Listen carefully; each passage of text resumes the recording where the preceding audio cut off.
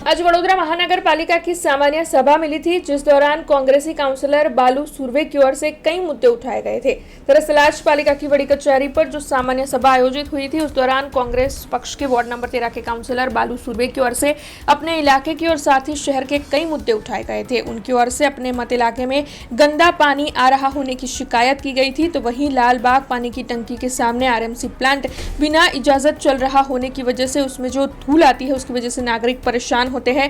इस मुद्दे की पेशकश भी की गई थी। तो वहीं कुछ स्कूलों के पास पालिका को करोड़ों रुपये लेने हैं और रुपये वसूल किए नहीं जा रहे हैं, इस मुद्दे को लेकर भी उनकी ओर से आवाज उठाई गई थी। तो वहीं इसके अलावा भी अन्य कई मुद्दों पर मेयर और कमिश्नर का ध्यान उनकी ओर से खींचा गया था और साथ ही आने वाले वक्त में गांधी जी के दिखाए मार्ग पर आंदोलन करने की धमकी भी उन्होंने दी थी। तब आइए सुनते हैं बालू सुर्वे से ही कि उन्होंने आज की सामान्य सभा में किन किन मुद्दों को लेकर पेशकश की है। સૌથી મોટો મુદ્દો આજે અમારા વિસ્તારમાં છેલ્લા ઘણા 20 થી 25 દિવસથી કારું ગંદુ જીવડાવાળું પાણી આવે અને સાહેબને એ જ પૂછ્યું કે સાહેબ આટલા દિવસથી તમે અમારા વિસ્તારમાં કેટલા દિવસ સુધી લોકોને પાણીથી વંચિત રહેવું પડશે અને 25 દિવસથી તમે જોઈ શકો બધી લાઈનો અર્ધ કાપી નાખી છે તોય ગંદુ પાણી આવે છે, લોકોને ટેન્કરો મળતી નથી, લોકો હેરાન થઈ રહ્યા છે અને કમિશનરશ્રીએ અમને ખાતરી આપી છે કે વહેલી તકે કામગીરી કરીશું। પણ મેં કહ્યું સાહેબ 25 દિવસથી પાણી ના મળતું હોય એ જ પ્રમાણે બકરાવાડી વિસ્તારમાં તારાસો મિલની બાજુમાં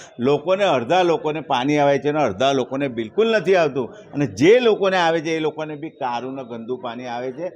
અધિકારીઓ પાણી પુરવઠાવાળાને ફોન કરીએ તો એવું કહે છે વોર્ડવાળા કામ કરશે અને વોર્ડવાળા એવું કહે છે પ્રોજેક્ટવાળા કામ કરશે, પણ કોઈ જગ્યા પર સરખી રીતે કામ ન થવાના લીધે અમારા વિસ્તારના લોકોને કારુંનું ગંદુ પાણી ન છૂટકે પીવું પડે છે।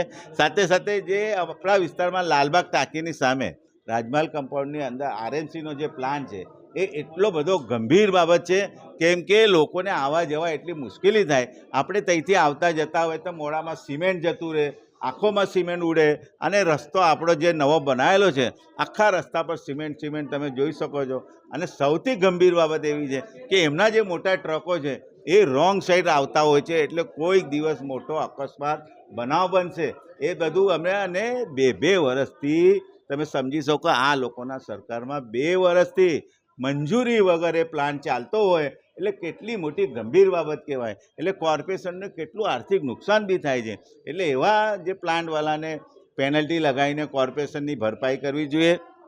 સાથે સાથે અમે જે વડોદરા શહેરમાં 3-4 સ્કૂલોના જે 100થી વધારે કરોડો રૂપિયા બાકી છે કોર્પોરેશનના હકના ભાડાના જે પૈસા બાકી છે એ આજ દિન સુધી ભરતા નથી ને વડોદરા શહેરમાં કોઈ પણ મધ્યમ વર્ગનો માણસ હોય એના 10,000 15,000 વેરાના બાકી હોય તેને 18% વ્યાજ લેતા હોય છે, એના ઘરે જઈને સીલ મારી દેતા હોય છે, એનું પાણી કનેક્શન કાપી નાખતા હોય છે, ઢોલ વગાડીને જતા હોય છે। જ્યારે 100 કરોડ રૂપિયા જેના બાકી હોય એને તમે કાગળ સુદ્ધા ના આપો, એને કોઈ જાતની નોટિસ ના આપો, કોઈ પેનલ્ટી ના લગાવો, એટલે 100 કરોડ રૂપિયા વડોદરા શહેરમાં આવે तो वडोदरा शहर खूब विकास थाय। ये तमाम हमें आज रजूआत करी है।